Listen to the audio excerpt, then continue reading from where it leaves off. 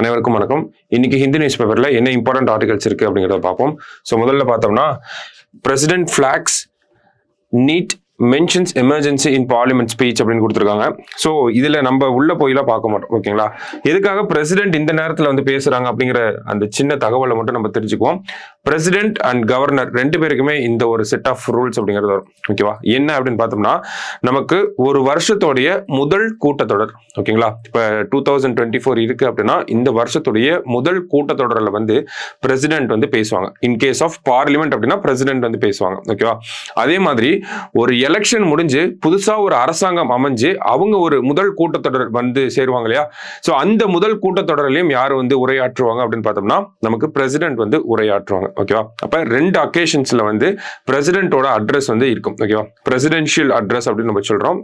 So first ஒவ்வொரு வருஷத்துடைய முதல் கூட்டத்தொடர், அடுத்ததா பார்த்தோம் அப்படின்னா ஒரு எலெக்ஷன் முடிஞ்சு புதுசா ஆட்சி அமைச்சதுக்கு அப்புறமா நடக்கக்கூடிய முதல் கூட்டத்தொடரில் பிரசிடென்ட் வந்து உரையாற்றுவாங்க. அதுதான் நம்ம பிரசிடென்ஷியல் அட்ரஸ் அப்படின்னு சொல்றோம். இந்த பிரசிடென்ஷியல் அட்ரஸ்ல என்ன சொல்லுவாங்கன்னா அரசாங்கம் தான் அதை ப்ரிப்பேர் பண்ணி கொடுக்குறாங்க. ஓகே, ஸோ மோஸ்டா கவர்மெண்டோட அச்சீவ்மெண்ட்ஸை பத்தி பேசுவாங்க. அரசாங்கம் என்ன ப்ரிப்பேர் பண்ணி கொடுக்குறாங்களோ அதை வாசிக்க போறாங்க, அவ்வளவுதான். சரிங்களா, ஸோ அதுல தான் வந்து இந்த நீட் பத்தினது, எமர்ஜென்சி பத்தின விஷயங்களை பத்திலாம் கொஞ்சம் பேசியிருக்காங்க.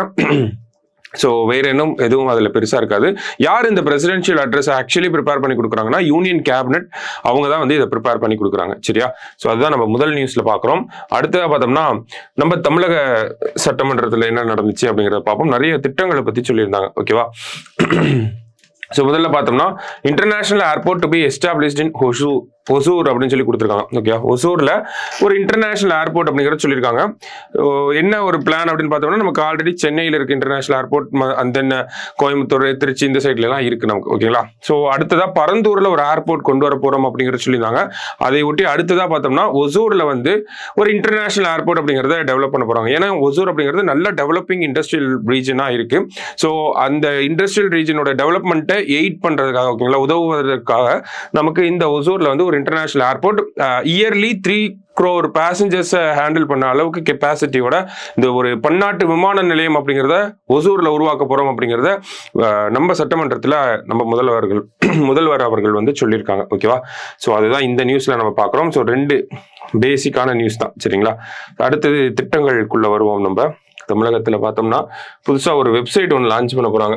எதுக்கு அப்படின்னு பார்த்தோம்னா நமக்கு தெரியும் நிறைய பேர் நம்ம ஃப்ரெண்ட்ஸ் சர்க்கிள்லேயே பார்த்தோம்னா நிறைய போய் வாலண்டியர் பண்ணுவாங்க. எதுக்கு அப்படின்னா இந்த மாதிரி கார்பேஜ் பிக்கிங், பீச்சில் போய் கார்பேஜை கலெக்ட் பண்றது, அந்த மாதிரி நிறைய வேலைகள்லாம் பண்ணுவாங்க இல்லையா. ஸோ அதெல்லாம் ஊக்குவிக்கிறதுக்காக நம்ம தமிழக அரசாங்கம் வந்து தனியா ஒரு வெப்சைட்டே உருவாக்க போறாங்க. ஸோ அதை பத்தின விஷயத்தை தான் கொடுத்துருக்காங்க. ஓகேவா, ஸோ ஒரு வெப்சைட்டை லான்ச் பண்ண போறோம் அப்படின்னு சொல்லியிருக்காங்க. எதுக்காக அப்படின்னு பார்த்தோம்னா இந்த கன்சர்வேஷன் சார்ந்த விஷயங்களை வந்து ப்ரமோட் பண்றதுக்காக. ஓகேங்களா, ஸோ என்னெல்லாம் பண்ணுவாங்க அப்படின்னு பார்த்தோம்னா habitat conservation, controlling invasive plants, beach cleanup, நம்ம சொன்னாலே beach cleanup, wildlife survey பண்றது, பிளாஸ்டிக் வேஸ்ட்டை மேனேஜ் பண்றது, conservation, and then sea turtle conservation, citizen science initiatives, இந்த மாதிரி பேசிக்கா இருக்கக்கூடிய conservation and then waste management ஆக்டிவிட்டிஸை தான் பண்ண போறாங்க. ஸோ அதற்கான ஒரு வெப்சைட்டை உருவாக்க போறாங்க. பைலட் ப்ராஜெக்டா இதை பண்ண போறோம் அப்படிங்கிறத நமக்கு சொல்லியிருக்காங்க. ஓகேவா, ஸோ ஜஸ்ட் ஒரு வெப்சைட் எதுக்காக அப்படின்னு பார்த்தோம்னா இந்த beach cleaning activities, waste management and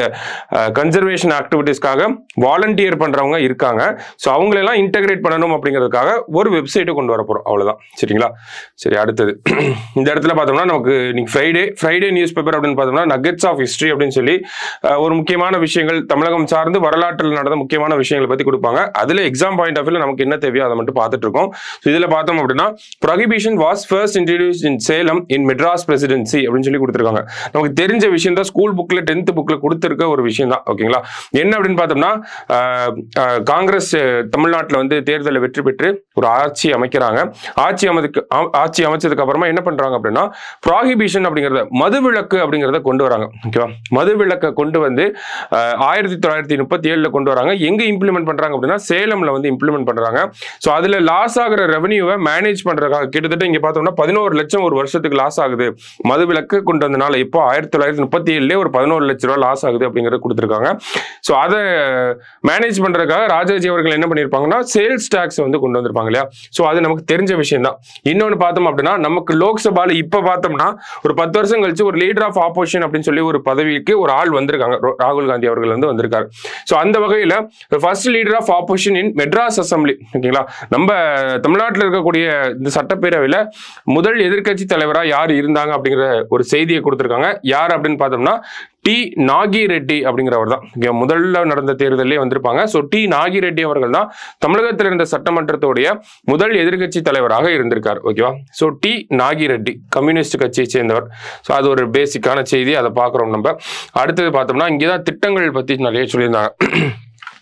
so சட்டமன்றத்தில் என்ன சொல்றாங்க அப்படின்னு பார்த்தோம்னா ஃபர்ஸ்ட் பெண்களுடைய வேலை வாய்ப்பு மற்றும் பாதுகாப்புக்காக ஒரு திட்டம் யாரோட சேர்ந்து பண்ண போறாங்க அப்படின்னு பார்த்தோம்னா வேர்ல்டு பேங்கோட சேர்ந்து பண்ண போறாங்க. அதான் என்ன சொல்லியிருக்காங்க, world bank assisted Tamil Nadu women employment and safety programme அப்படின்னு சொல்லி அந்த திட்டத்துக்கு வி சேஃப் அப்படின்னு சொல்லி ஒரு பேரும் வச்சிருக்காங்க. ஓகேவா.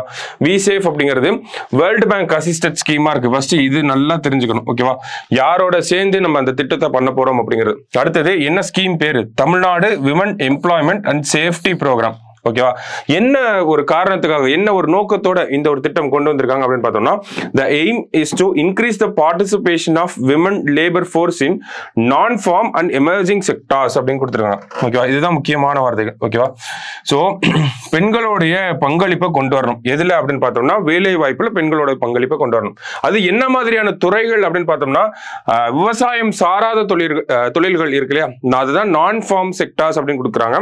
அடுத்தது எமர்ஜிங் செக்டார்ஸ், அடுத்து ட்ரெண்டிங்கா இருக்கக்கூடிய செக்டார்ஸ் இருக்கு இல்லையா, அதுதான் எமர்ஜிங் செக்டார்ஸ் அப்படின்னு சொல்றோம். தமிழ்நாட்டில் பார்த்தோம்னா சன்ரைஸ் செக்டார்ஸ், ஃபோக்கஸ் செக்டார்ஸ் அப்படின்லாம் நிறைய எமர்ஜிங் செக்டார்ஸ் நம்ம பிரிச்சு வச்சிருக்கோம். ஓகேவா. சன்ரைஸ் செக்டார்ஸ், ஃபோக்கஸ் செக்டார்ஸ் அப்படின்னு சொல்றோம். சன்ரைஸ் செக்டார்ஸ் அப்படின்னு பார்த்தோம்னா நமக்கு ஃபியூச்சர்ல growthக்கு நிறைய ஆப்பர்ச்சுனிட்டி இருக்கக்கூடிய செக்டார்ஸ் சன்ரைஸ் செக்டார்ஸ் அப்படின்னு சொல்றோம். ஃபோக்கஸ் செக்டார்ஸ் அப்படின்னா இப்போ எந்தெந்த துறைகள்ல இருந்தெல்லாம் அதிகமான வருமானம் வருதோ அதெல்லாம் நம்ம ஃபோக்கஸ் செக்டார்ஸ் அப்படின்னு சொல்றோம். ஓகேவா.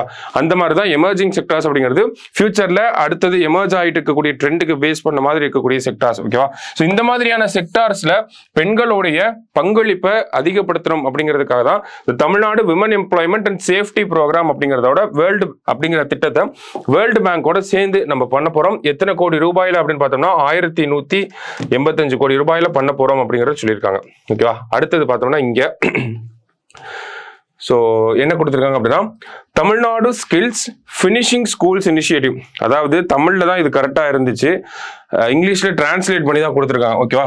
திறன் தமிழ்நாடு நிறைப்பள்ளிகள் அப்படிங்கிற திட்டம். ஓகேவா. என்ன அப்படின்னு பார்த்தோம்னா திறன் தமிழ்நாடு நிறை பள்ளிகள் அப்படிங்கிற இந்த திட்டம், திறன் தமிழ்நாடு திட்டம் அப்படின்னு தான் சொல்ல போறோம் நம்ம. ஓகேங்களா. திறன் தமிழ்நாடு நிறை பள்ளிகள் அப்படின்னு சொல்றாங்க. இந்த திட்டத்துக்கு கீழே என்ன பண்றாங்க அப்படின்னா நம்ம காலேஜ் முடிச்சுட்டு எம்ப்ளாய்மெண்ட் தேடிட்டு இருப்போம் இல்லையா, காலேஜ் முடிச்சுட்டு வேலையை தேடிட்டு இருக்கக்கூடிய அவங்களுக்கு ஸ்கில் டெவலப்மெண்ட்டை கொடுத்து அவங்களுக்கு எம்ப்ளாயபிள் ஸ்கில்ஸை கொண்டு வர்றது தான் இந்த ஒரு ஸ்கீம். ஓகேவா. ஸோ கிராஜுவேட்ஸ்க்கு ஸ்கில் டெவலப்மெண்ட் பண்ண போறாங்க. அதான் திறன் தமிழ்நாடு நிறைப்பள்ளிகள் அப்படிங்கிற அந்த திட்டத்துக்கு கீழே பண்ண போறோம் அப்படிங்கிறத சட்டப்பேரவையில அறிவிச்சிருக்காங்க. ஓகேவா. திறன் தமிழ்நாடு நிறைப்பள்ளிகள் அப்படிங்கிறதா அந்த திட்டம். எப்படி வி சேஃப் அப்படிங்கிற திட்டம் பார்த்தோமோ அந்த மாதிரி தான். அடுத்தது பார்த்தோம்னா இந்த இடத்துல ஒரு ஸ்கீம் கொடுத்துருக்காங்க. நான் முதல்வன் திட்டத்துக்கு நமக்கு என்ன பண்றாங்கன்னு தெரியும். நான் முதல்வன் திட்டத்துக்குள்ள ஸ்கூல் சில்ட்ரனை வந்து ட்ரெயின் பண்றாங்க, வெளிநாட்டுக்கு கூட்டிட்டு போறாங்க, எக்ஸ்போசர் கிடைக்கணும் அப்படிங்கிறதுக்காக சமீபத்தில் கூட யூகே கூட்டிட்டு போயிருந்தாங்க. ஸோ இந்த மாதிரி நான் முதல்வன் திட்டத்துக்கு யூபிஎஸ்சிக்கு எக்ஸாம் நடக்குது. அதே மாதிரி பார்த்தோம்னா எஸ்எஸ்சி பேங்கிங்லாம் கூட கோச்சிங் வந்து அரசாங்கமே அவங்களோட செலவுல ரெசிடென்ஷியல் ப்ரோக்ராமா கொடுக்குறாங்க. சாப்பாடும் போட்டு தங்குறதுக்கு இடமும் வச்சு ஃப்ரீயாவே நமக்கு 6 மாசம் ட்ரைனிங்கா பண்றாங்க. ஸோ நான் முதல்வன் திட்டத்துக்கு இந்த மாதிரி நிறைய விஷயங்கள் பண்றாங்க. ஸோ அதே மாதிரி அதுக்கு கீழே இன்னொரு படிப்பையும் உள்ள கொண்டு வராங்க. என்ன அப்படின்னு பார்த்தோம்னா பாராமெடிக்கல் கோர்சஸ், மருத்துவம் துணை மருத்துவ படிப்புகள் அப்படின்னு சொல்றாங்க. ஓகேங்களா. மருத்துவம் சார்ந்த அதர் கோர்சஸ்லாம் இருக்கு இல்லையா. ஸோ அதுக்கும் வந்து இந்த நான் முதல்வன் அப்படிங்கிறத உள்ள கொண்டு வராங்க. சரியா. அடுத்ததா பார்த்தோம் அப்படின்னா கிராமப்புறங்கள் மற்றும் பின்தங்கிய பகுதிகள் இருப்பாங்க இல்லையா, அதாவது பேக்வர்ட் ஏரியாஸ் அப்படின்னு சொல்லியிருக்காங்க. ஓகேவா.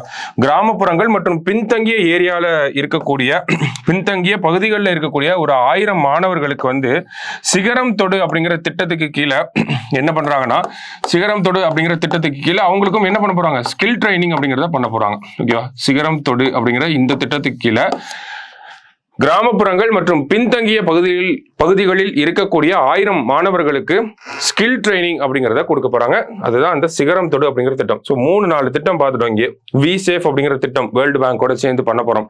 அதுல என்ன பண்ண போறோம், விமனோட பார்ட்டிசிபேஷனை லேபர் ஃபோர்ஸ்ல இன்க்ரீஸ் பண்ண போறோம். எங்க அப்படின்னு பார்த்தோம்னா நான் ஃபார்ம் அண்ட் எமர்ஜிங் செக்டார்ஸ்ல பண்ண போறோம்.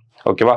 அடுத்தது இந்த கிராஜுவேட்ஸ்க்காக திறன் தமிழ்நாடு நிறைப்பள்ளிகள் அப்படிங்கிற அந்த திட்டம் கிராஜுவேட்ஸ்க்கு எம்ப்ளாயபிள் ஸ்கில்ஸை கொடுக்கறதுக்காக ஒரு ஸ்கில் டெவலப்மெண்ட்டாக பண்ண போறோம். ஓகேவா. அடுத்ததா பார்த்தோம் அப்படின்னா நான் முதல்வன் திட்டத்துக்கு கீழே பாராமெடிக்கல் கோர்சஸையும் இன்க்ளூட் பண்ண போறாங்க. லாஸ்டா பாக்குறப்ப சிகரம் தொடு அப்படிங்கிற திட்டம் நமக்கு வில்லேஜஸ் அண்ட் பேக்வர்ட் ரீஜன்ஸ்ல இருக்கக்கூடிய மாணவர்களை தேர்ந்தெடுத்து அவங்களுக்கு ஸ்கில் டெவலப்மெண்ட்டை கொடுத்து எம்ப்ளாயபிள் பர்சனா மாத்துறது தான் இந்த திட்டம். ஸோ அரசாங்கத்தோடைய நோக்கம் என்னவா இருக்கு அப்படின்னா பல்வேறு திட்டங்களை பல்வேறு குழுக்கள் பல்வேறு பிரிவில் இருக்கக்கூடிய மக்களுக்கு வெவ்வேறு வடிவத்தில் ஒரே திட்டத்தையும் நம்ம கொடுக்குறோம். ஓகேங்களா. ஸ்கில் டெவலப்மெண்ட் அப்படிங்கிறத அந்தந்த மக்களுக்கு ஏற்ற மாதிரி நம்ம கொடுத்து அவங்கள அந்தந்த துறைகளுக்கு வந்து நம்ம வேலைக்கு போக வைக்கிறோம். ஓகேங்களா. ஸோ ஸ்கில் டெவலப்மெண்ட்டுங்கிறத தமிழக அரசாங்கம் ரொம்ப ஃபோக்கஸ் பண்றாங்க. அதுதான் இந்த திட்டங்கள்ல இருந்து நம்மளால புரிஞ்சுக்க முடியுது. ஏன்னா தமிழ்நாட்டில் பொறுத்த வரைக்கும் பார்த்தோம்னா உயர்கல்வியில மாணவர் சேர்க்கை அதிகமா இருக்கு. மாணவர்கள் அதிகமா காலேஜஸ்க்கு போறாங்க, காலேஜஸ் முடிக்கிறாங்க. ஆனா அவங்களுக்கு வேலை வாய்ப்புகள் உருவானாலுமே அதுல எம்ப்ளாய் ஆகிற அளவுக்கு ஸ்கில்ஸ் கிடையாது அப்படிங்கிறது தமிழ்நாடு கவர்மெண்ட் அக்னாலேஜ் பண்ணியிருக்காங்க. அந்த அக்னாலேஜ்மெண்ட்டோட ரிசல்ட் தான் இது. அதனால தான் நிறைய ஸ்கில் டெவலப்மெண்ட் ப்ரோக்ராம்ஸ் அப்படிங்கிறத நம்ம தமிழக அரசாங்கம் தொடர்ச்சியா வந்து இன்ட்ரடியூஸ் பண்ணிட்டே இருக்காங்க. சரியா. ஸோ அதை நல்லா நோட் பண்ணி வச்சுக்கோங்க. ஓகேவா. ரேஷனல் பிஹைண்ட் திஸ் ஸ்கீம்ஸ் அப்படிங்கிறது அதுதான். ஓகேவா. ஸ்கில் டெவலப்மெண்ட்டை கொடுக்கணும். ஏன்னா ஸ்கில்ஸ் அப்படிங்கிறதுல தமிழ்நாடு கொஞ்சம் லேகிங்காக தான் இருக்கு. ஓகேவா. ஸோ அதை அக்னாலேஜ் பண்ணி தான் இதை பண்ணிட்டு இருக்காங்க. லாஸ்டா பார்த்தோம் அப்படின்னா தமிழக மீனவர்கள் இலங்கை கடற்படையால பிடிச்சிட்டு போயிட்டாங்க. ஸோ அந்த ஒரு செய்தி எல்லாரும் கேள்விப்பட்டிருப்பீங்க. இந்த இடத்துல நெட் டேமேஜ் அப்படின்னு சொல்லி கொடுத்துருக்காங்க. எதனால அந்த விவசாயிகள் மீனவர்களை வந்து பிடிச்சிட்டு போறாங்க அப்படிங்கிற ஒரு விஷயம் நம்ம தெரிஞ்சுக்கணும். ஸோ இது ஆல்ரெடி பார்த்த ஒரு விஷயம் தான் நம்ம எடிட்டோரியல்லே பார்த்துருப்போம். ட்ராலர்ஸ் அப்படிங்கிற இந்த வகை படகுகள் இந்த வகை நெட்டை யூஸ் பண்றது தான் அது மிகப்பெரிய காரணமா இருக்கு. என்ன அப்படின்னு பார்த்தோம்னா இந்த வகை இப்போ நார்மலா ஒரு நெட் இருந்துச்சுன்னா அதுக்கு கேப் இவ்வளவு இருக்குன்னு வைங்களேன். ஸோ ஒரு மீனை பிடிக்கிறோம் அப்படின்னா ஒரு சில மீன் இதுல இருந்து நழுவி போறதுக்கு வாய்ப்பு இருக்கு. ஓகேங்களா. ஸோ இது ட்ராலி அப்படிங்கிற இந்த நெட்டை யூஸ் பண்றப்போ இந்த கேப் அப்படிங்கிறது ரொம்ப குட்டி குட்டியா இருக்கும். ஓகேவா. ஸோ எதுவுமே தப்பிச்சு போறதுக்கு வாய்ப்பு இல்லை. கடல்ல போய் போடுறோம் அப்படின்னு வைங்களேன், போட்டு அதை எடுக்கிறப்போ மீன் மட்டுமே அதுல மாட்டாது. அடியில் இருக்கக்கூடிய செடி, அந்த கோரல் ரீஃப்ஸ்ல இருக்கக்கூடிய அந்த கிரீனரிஸ் எல்லாமே, கடலுக்குள்ள இருக்கக்கூடிய கிரீனரிஸ் எல்லாமே வந்து மொத்தமா அள்ளிட்டு வந்துருவோம் நம்ம. ஓகேங்களா. ஸோ இதனால என்ன ஆகுது அப்படின்னு பார்த்தோம்னா தமிழக கடலோர எல்லை இப்படி இருக்கு அப்படின்னு வைங்களேன், இந்த சைடு ஃபுல்லாவே நம்ம காலங்காலமா ட்ராலி அப்படிங்கிற நெட்டை யூஸ் பண்ணி நம்ம சைட்ல மீன்களோட வளர்ச்சி அப்படிங்கிறது கம்மியாக ஆரம்பிச்சது. ஓகேங்களா. ஒரு கட்டத்துக்கு மேல பார்த்தோம்னா நம்ம கிட்ட போதுமான அளவு மீனோட அந்த டென்சிட்டி அப்படிங்கிறது இல்லாம போச்சு.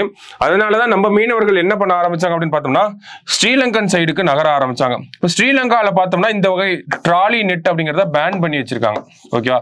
அங்க இருக்கக்கூடிய மீனவர்கள் இந்த நெட்டை யூஸ் பண்ண மாட்டாங்க, அவங்க இந்த நெட்டை தான் யூஸ் பண்ணுவாங்க. ஸ்ரீலங்காவை பொறுத்த வரைக்கும் நார்தன் ஸ்ரீலங்கா எல்லா பகுதியிலையும் பார்த்தோம்னா ட்ராலிஸ் அப்படிங்கிறது பேண்டா இருக்கு. நார்மல் நெட்டை தான் யூஸ் பண்றாங்க. நார்மல் நெட்டை யூஸ் பண்றதுனால அங்க ஃபிஷ்ஷோட பாப்புலேஷன் அப்படிங்கிறது அதிகமா இருக்கு. ஸோ நம்ம மீனவர்கள் என்ன பண்றாங்க, நம்ம சைடு வந்து நம்ம அதிகமா காசு செலவு பண்ணிட்டு தான் கடலுக்குள்ள போக வேண்டியதா இருக்கும். ஓகேங்களா. ஒரு 50,000 1 லட்ச ரூபா அளவுக்கு இன்வெஸ்ட்மெண்ட் தேவைப்படும் ஒரு டைம் கடலுக்குள்ள போயிட்டு வரனால. அவ்வளவு செலவு பண்ணிட்டு போய் மீனே இல்லாம திரும்பி வர முடியாது.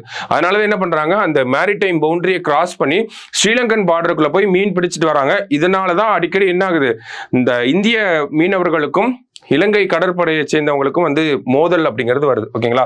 ஏன்னா நம்ம சைடு இந்த மீன்களுடைய வளம் அப்படிங்கிறது கம்மியாயிருச்சு. இங்க ஓரளவுக்கு வளங்கள் இருக்கு. ஆனா நம்ம என்ன பண்றோம் அப்படின்னா இந்த நெட்டை எடுத்துட்டு வந்து இங்க ஃபர்ஸ்ட் ஃபிஷிங் பண்ணிட்டு இருந்தோம். இப்போ இதே நெட் எடுத்துட்டு வந்து இந்த ஸ்ரீலங்கன் சைடு பண்றதுனால அதுவும் இன்னொரு காரணமாகவும் இருக்கு. ஒண்ணு என்ன பண்றோம், இந்த சர்வதேச எல்லையை தாண்டி போய் மீன் பிடிக்கிறோம். மீன் பிடிச்சாலும் பரவாயில்ல, அது அங்க பேனா இருக்கக்கூடிய ஒரு நெட் டைப்பை வச்சு நம்ம மீன் பிடிச்சிட்டு இருக்கோம். இந்த மாதிரியான காரணத்தினாலதான் இலங்கை கடற்படை வந்து தமிழக மீனவர்களை வந்து இந்திய மீனவர்களை வந்து என்ன பண்றாங்க, பிடிச்சிட்டு போயிடுறாங்க. ஓகேவா. ஸோ இது ஆல்ரெடி நம்ம நிறைய டிஸ்கஸ் பண்ணிட்டோம் இந்த ஒரு விஷயத்தை வச்சு. இதுக்கு ஆல்டர்னேட்டிவா தான் நம்ம அரசாங்கங்கள் என்ன பண்றாங்க அப்படின்னா டீப் சி ஃபிஷிங் வெசல் அப்படிங்கிறத பண்ணிட்டு இருக்காங்க. ஓகேவா.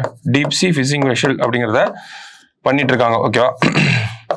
அதாவது இது வந்து இந்த டைப் ஆஃப் போட்டை கொடுத்துட்டோம் அப்படின்னா நம்ம மீனவர்களுக்கு தேவை இதுதான். ட்ராலிஸ் அப்படிங்கிறத பயன்படுத்தக்கூடாது அப்படின்றத சொல்றீங்க. அப்ப அதை பயன்படுத்தக்கூடாதுன்னா அதுக்கு ஆல்டர்னேட்டிவா ஒரு விஷயம் இருக்கும் இல்லையா, அந்த டீப் சி ஃபிஷிங் வெஷல், இந்த மாதிரியான படகுகள் ஆழ்கடல்ல போய் மீன் பிடிக்கிறதுக்கு ஏத்த படகுகளை மீனவர்களுக்கு வழங்கணும். அதை தான் இந்த டீப் சி ஃபிஷிங் வெஷல் அப்படிங்கிறத சொல்றோம். இதே மாதிரி பார்த்தோம்னா பிரதான் மந்திரி மாட்டிய சம்பட யோஜனா அப்படின்னு சொல்லி ஒரு திட்டம் இருக்கு. ஓகேங்களா, ப்ளூ ரெவல்யூஷன் கொண்டு வரதுக்காக இந்த ஒரு திட்டத்தை கொண்டு வந்தாங்க. இந்த திட்டத்துக்கு கீழே அரசாங்கங்கள் வந்து மத்திய மாநில அரசாங்கங்கள் சேர்ந்து தான் இந்த ஒரு திட்டத்தை இம்ப்ளிமெண்ட் பண்றாங்க. ஓகேங்களா, 60:40 அப்படிங்கிற ரேஷியோல மீனவர்களுக்கு வந்து படகுகளை வாங்கி தரது இந்த திட்டத்தோடைய முக்கியமான நோக்கமா இருக்கு. ஓகேங்களா, இந்த ஃபிஷிங் போட் அப்படிங்கிறத வாங்கி கொடுக்கறது.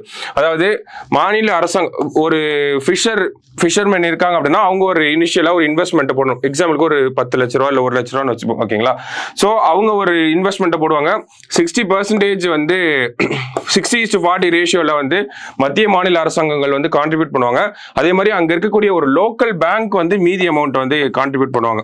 ஓகேங்களா, ஸோ இதுதான் இந்த திட்டம். ஆனா இந்த திட்டம் அப்படிங்கிறது பெரிய அளவில் விழிப்புணர்வும் இல்லாம ஒரு இம்ப்ளிமெண்டேஷன் ஃபெயிலியர்ல இந்த ஒரு திட்டம் இருக்கு. ஓகேங்களா, ஸோ இதுக்கு கீழே நிறைய விஷயங்கள் இருக்கு.